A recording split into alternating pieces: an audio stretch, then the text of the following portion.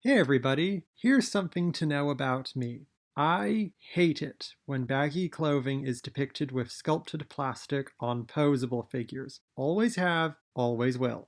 It's fine on static figures such as the PCS Rita Repulsa statue, as they're meant to be locked in one pose. But on posable figures, it just looks wrong to me and I hate it. So when I was working on my first Witch Pandora dress for the Lightning Collection Rita Repulsa figure, I removed the cape and even tried to make a new cape out of fabric. But considering that project was my way of learning the basics of sewing, I decided to leave that detail alone. However, time has passed since then, so I'm giving making a fabric cape for this figure another try. I studied the cape on Jew Ranger, the cape on the second Rita Repulsa dress, and the cape Hasbro made for their figure. And when comparing the capes, I noticed that Hasbro made the cape on their toy shorter than the capes on TV. Also, on a side note, the first Rita Repulsa dress doesn't have the cape. I couldn't believe it all these years, and 2023 is the moment I realized the cape was missing. Now, I'm not quite sure how this cape was made on TV. In this shot from Jew Ranger you can see the back of the dress proper, and the strips are pivoting from underneath Pandora's chest piece. In Power Rangers there is a white sheet of fabric underneath the strips to fill in the gaps. Based on what I'm seeing, I think these strips were sewn together and secured under the chest piece. It's hard to tell.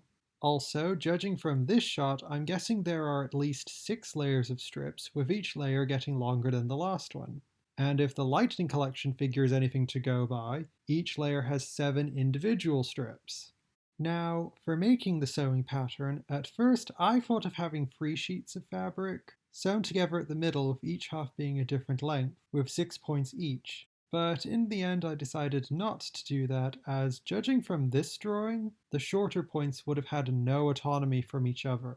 But then I remembered a video I saw way back in 2013, a tutorial on how to make a pop-up balloon card on a channel called Velita's Creative Designs. Taking inspiration from that video, I decided to make each strip individually and then sew them together onto a base layer of fabric.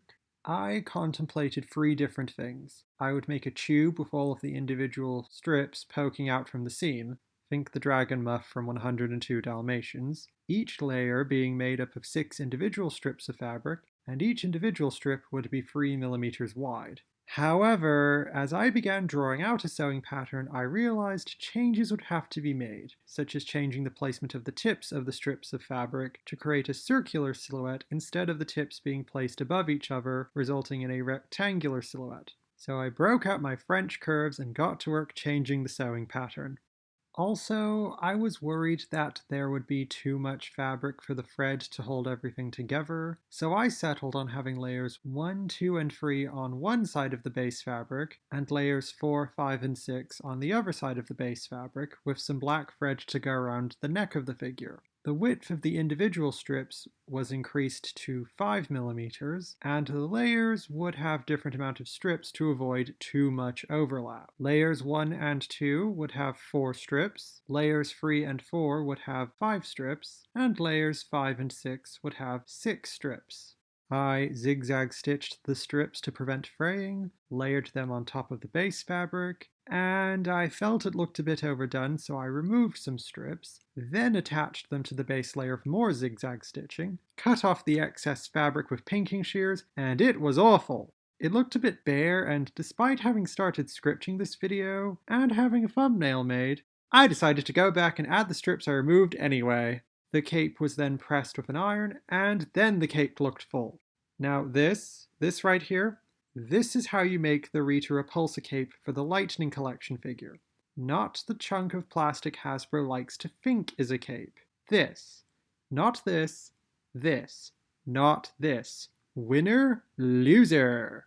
Now, while some strips of fabric did slip under my radar, unfortunately, there's nothing about this project I dislike. The new cape fills in the remaining dead space between the dress and the chest piece. My concern about there being too much fabric for the thread to hold everything together was proven wrong. It's fabric, so therefore it behaves more like the cape we saw on TV than the chunk of plastic Hasbro likes to call a cape ever will. And there's no fabric glue, something I try to avoid. And yeah, if you liked this video, please like, comment, share, and subscribe, and I'll see you in the next one. Bye!